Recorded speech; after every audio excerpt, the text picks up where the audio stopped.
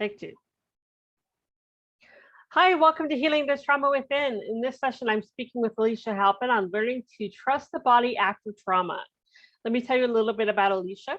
She is a teacher, author, mentor, and speaker who weaves sacred magic and neuroscience together to help women make transformational changes to live their most glorious life possible. She is a way shower, modern-day priestess, and a soul alchemist. Through the use of tools such as daily rituals, embodied practice, breathwork, journaling, connecting to divine power, neuro repatterning, and energy healing, Elisha facilitates women in a rebirthing of their wild, free, and whole self. I love that. Elisha is the teaching and learning coordinator and the creator and teacher of the Advanced Practitioner Program for Embodiment at the Institute for Intuitive Intelligence. Additionally, she is a tenured professor at Penn State. She is also an embedded faculty member in the Arts and Design Research Incubator with her research into somatic interventions for trauma and stress. So welcome. Thank you so much for coming on with us today. So delighted to be here. Thanks for having me. I'm thrilled to have you. So we're going to talk about learning to trust our bodies again.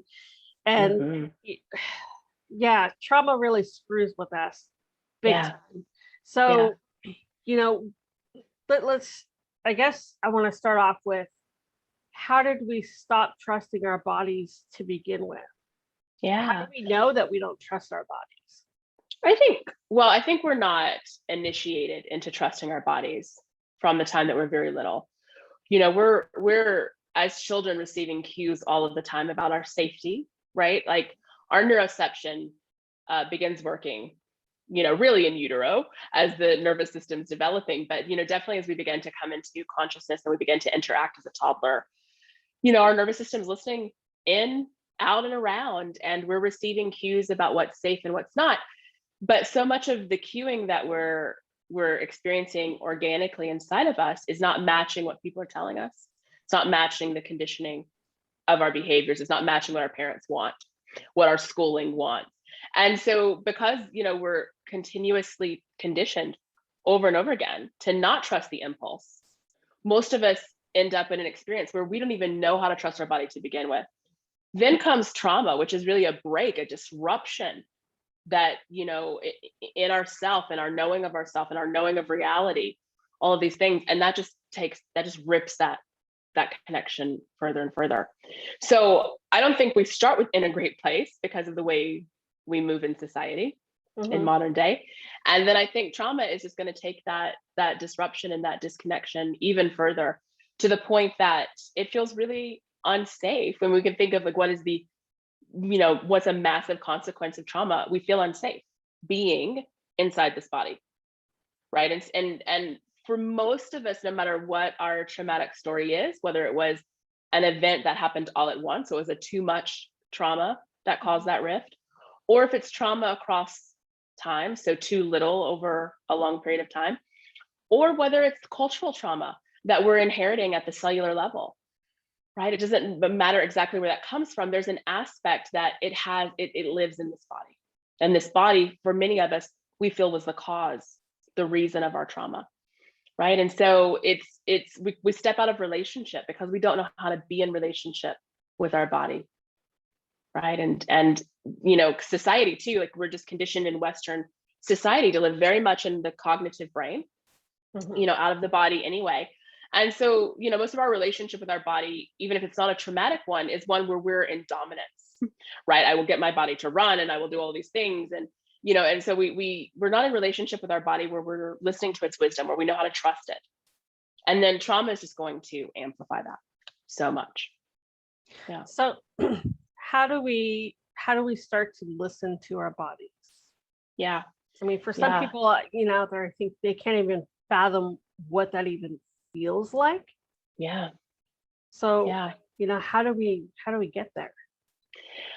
For me, it's really working through the nervous system with very embodied or somatic based therapies, processes. It takes a lot of time to go really slow to invite ourselves to come back home so that we can be with sensations, so that we can be with, for me, what does it take to actually heal ourselves through trauma? It takes the ability to build a relationship through our nervous system with ourselves that allows us to move through that discomfort, that allows us to move through the places where our identity got severed or stuck. And, that takes being able to be inside the body. For me, it took a while to feel comfortable with sensations in my body, right? Because I'd become disassociated from them. And so, this aspect of coming into, for me, it begins with the breath. How do we come into relationship with our breath? How do we begin to notice that we're breathing? And how do we begin to bring safety, not as a mental construct, but as a physical, actual relationship with the body, where we can sense, we're in inner sensing is what I call it. I can feel what's happening inside of me emotionally, energetically, and I'm able to be with that. And it takes the time, and it takes, sometimes it's touching ourselves. It's always going to be around breath. I do a lot of breath work when I'm working with a client, formal breath work, and just, retraining our system to regulate with the breath. And I think that a lot of my trauma came through breathing experiences. And so for me, developing that relationship with the breath has been the way that I began to know myself, not in the identities of those traumatic events, not in the identities that were created out of those traumatic events, not in the conditioned identities, but as my own being, this human who's also divine, having this really confusing experience on this planet and trying her best to navigate that. And so we have to be willing, I think, to do the inner work through the body.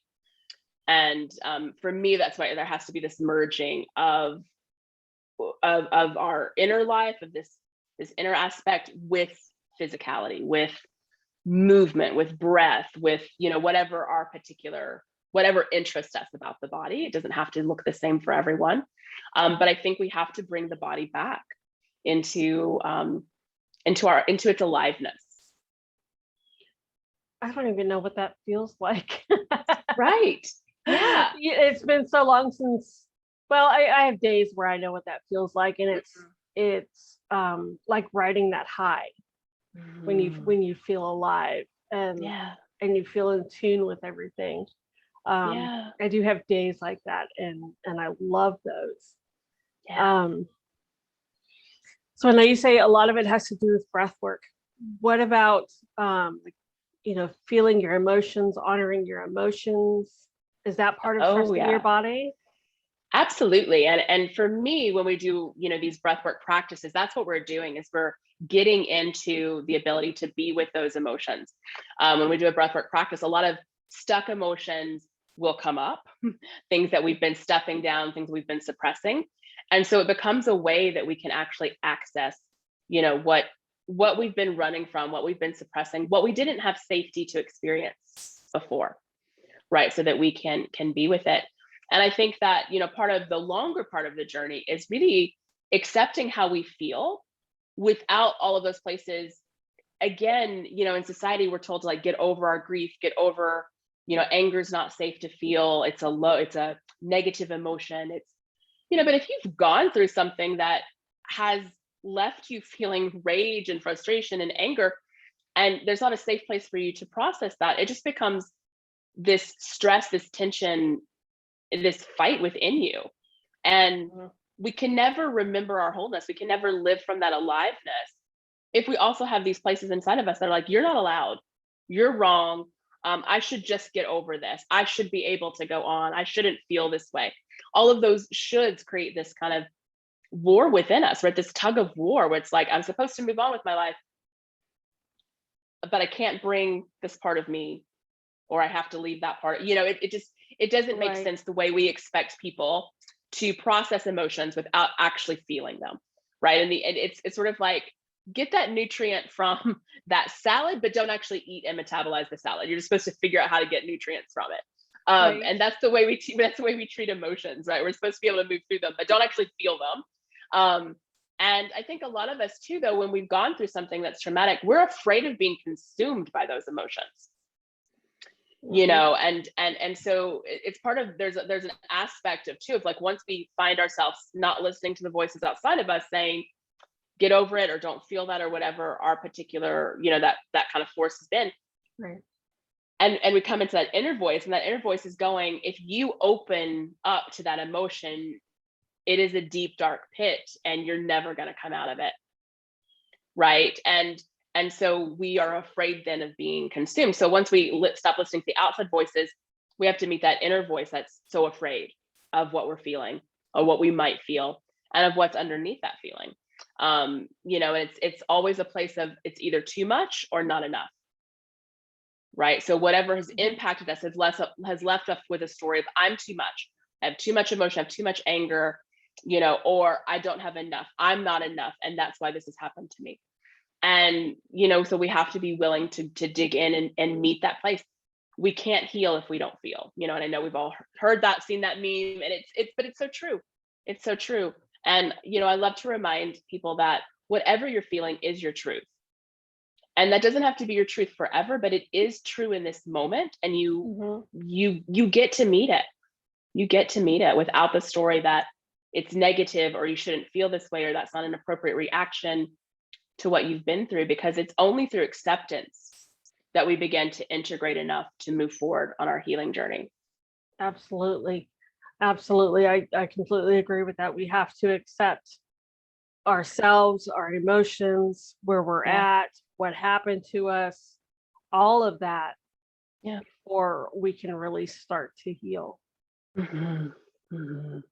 So, you know, I know you said breath work. Can you tell us a little bit more about what you mean by breath work? And you've got me sitting over here breathing deep now, thinking, yes, you know, so I'm over here paying attention to my breathing. Good. Yes.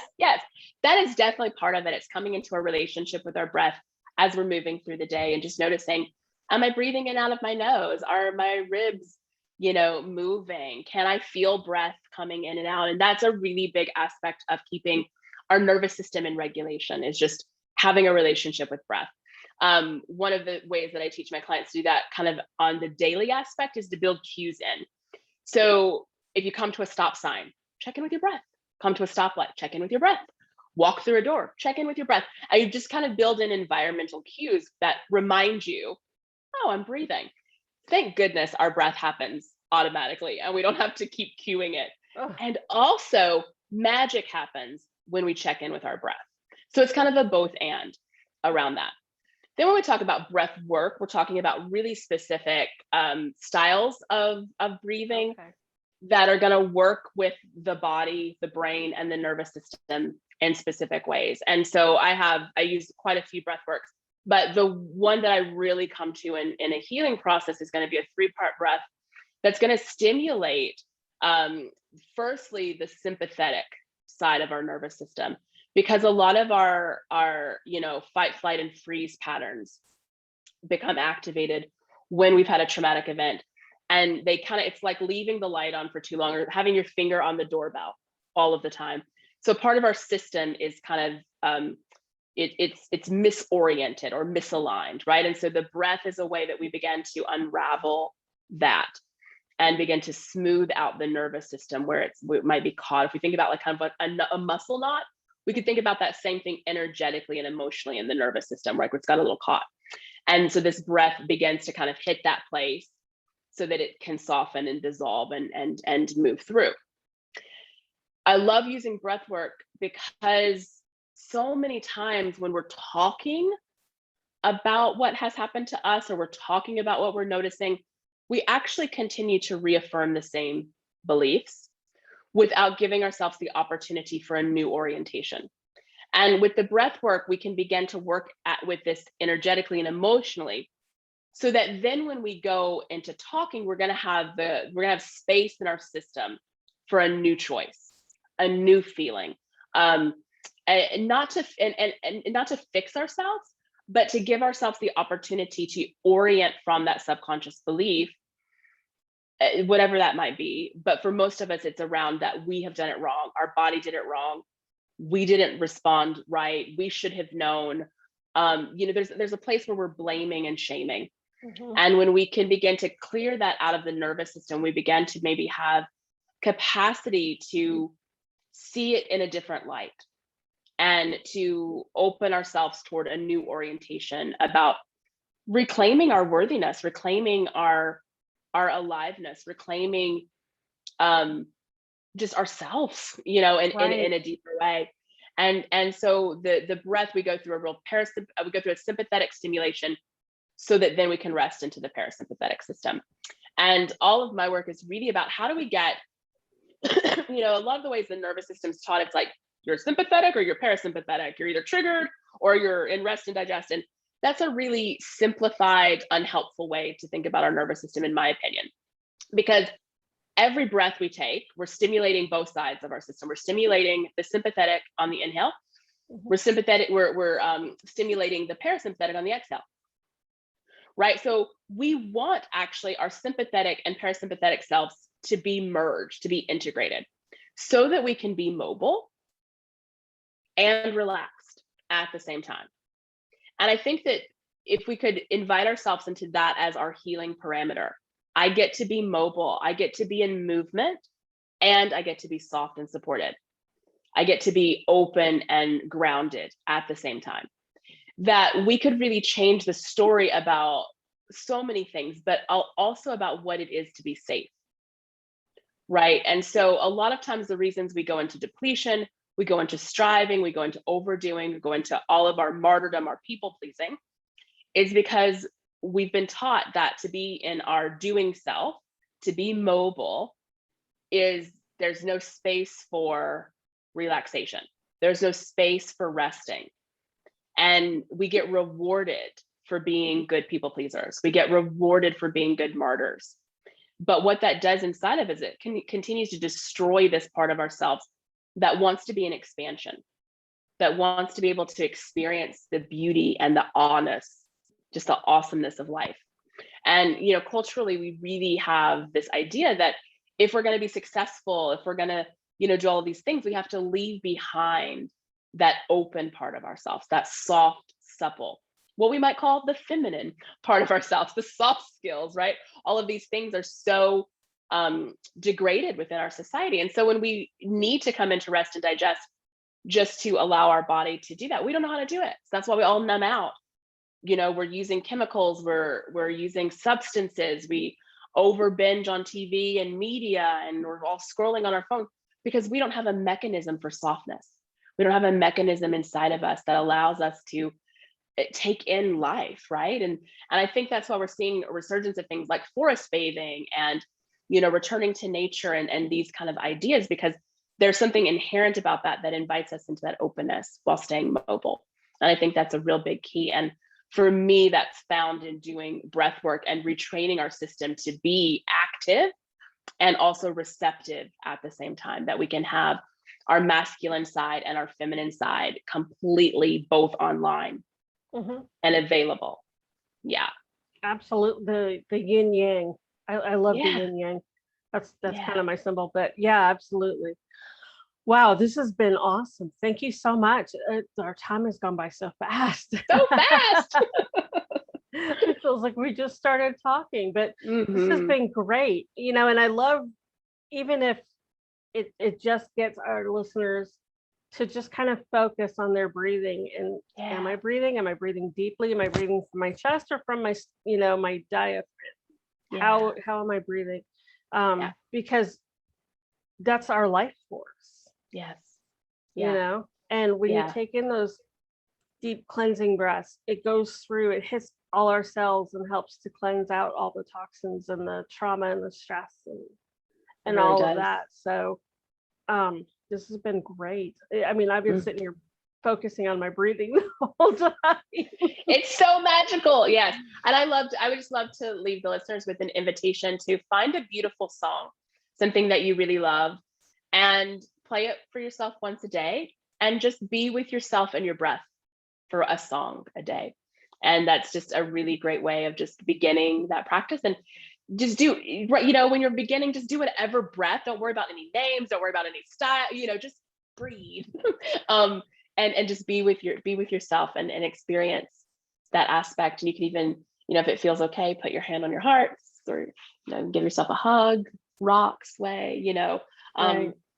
Just beginning really simply, I think, in that beginning connection, to be like, I get to be here in this body, and this body has done it right, even when it didn't feel like it, even when I've been told that I should have done it a different way. Like, I'm going to begin to rewrite that story, that this body has responded in Yeah. perfection to all of the experiences that I've had to endure. Absolutely. Thank you Yeah. so much. This has Mhm. been absolutely beautiful. Listeners, thank you for tuning in. We'll talk to you in one of the next sessions.